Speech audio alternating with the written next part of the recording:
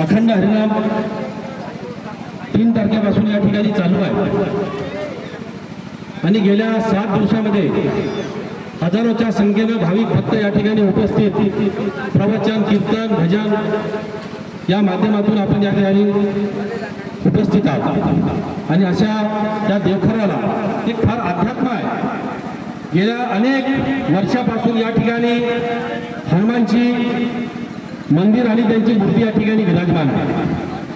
मागल्या वर्षी याच भागवत सप्ताहामध्ये या देवखरा संस्थानचे अध्यक्ष यवतमाळ जिल्ह्यातील वणी तालुक्यातील शेलूगाव या ठिकाणी त्यांचा आश्रम आहे, हे या कार्यक्रमाला आले आणि यांनी म्हटलं की आगलाग साहेब, मला या ठिकाणी सद्गुरू जगन्नाथ महाराज यांची मूर्ती हवी आहे। याही अगोदर कायर पिपरी येथे दिलीप महाराज हे त्यांचे परममित्र, त्यांच्या शब्दाला मान देऊन आम्ही या ठिकाणी ही मूर्ती दिली आणि आज काल या मूर्तीची स्थापना झाली।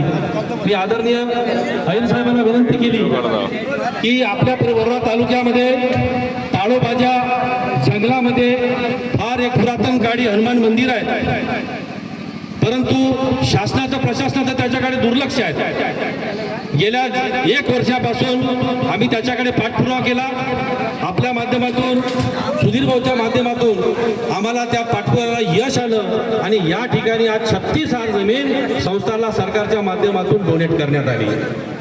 तसेच इथपर्यंत येण्यासाठी मुख्य BNCच्या रोडपासून तो सुद्धा आम्ही मंजूर करून घेतला आणि यामध्ये सगळ्यात मोठं श्रेय जर असेल तर आमचे अतुल भाऊ उमरे जे भारताचे जवान आहेत, सैनिक आहेत, आपला तेवढ्या बिझी शेड्यूलमधून वेळात वेळ काढून संपूर्ण 10 दिवस या आश्रमामध्ये तनमन सेवा देत असतात आणि या संस्थाचे अध्यक्ष अंकुश महाराज सुद्धा पंढरपूर सारखा मोठा आश्रम सोडून, आपला आश्रम सोडून या ठिकाणी 8 दिवसापासून आपण सेवा देतात। आमचे पुजारी, आमचे मित्र उमेश भाऊ हरणे, आमचे जीवतोडे आणि भागवताचार्य 8 दिवसापासून सगळे भागवताचार्य कुमारी कुही येथील आहेत। या ठिकाणी तुकडोजी महाराजाचे आमचे कीर्तनकार, मोजरीचे बाल माणूसमारी आहेत, देवीदास जीवतोडे आहेत। या सगळ्याचा सहभागातून गेल्या 8 दिवसापासून आजचा या समारोप कार्यक्रमामध्ये फार मोठं मोलाचं कार्य आपल्या माध्यमातून झालेलं आहे आणि मी दाव्यानं सांगतो आणि मगाही बोललो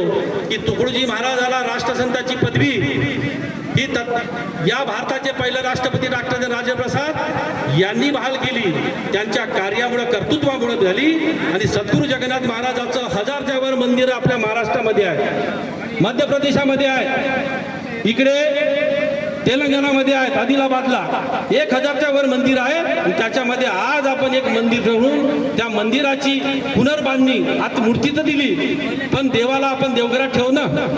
500 वर्षानंतर प्रभू श्रीरामाला अयोध्येमध्ये विराजमान झाले, आज सद्गुरू जगन्नाथ माऊली आपल्या देवघरामध्ये विराजमान झाले आहे।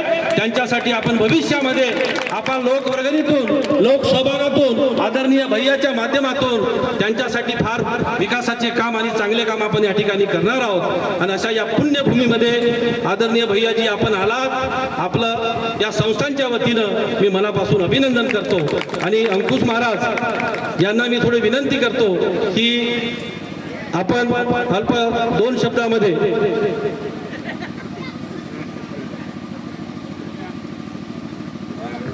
यानंतर आदरणीय मी भैयाजीला विनंती करतो त्या भागवत सप्ताहामध्ये या ठिकाणी उपस्थित भाविक भक्त आदरणीय भैयाजी 2 वाजताच्या दरम्यान या ठिकाणी 25,000 जनता आमचे भाविक भक्त होते।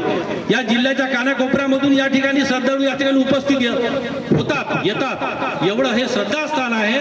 म्हणून अशा श्रद्धास्थानामध्ये आपण आलात, खरोखरच आपलं भाग्य आहे, आमचं सुद्धा भाग्य आहे। या ठिकाणी आपले पाऊल या आमच्या देवखरा संस्थांमध्ये लाभले। आपल्याला विनंती आहे की या आमच्या भक्तांना आपण या ठिकाणी काही प्रतिक्रिया, आपलं मत व्यक्त करावं।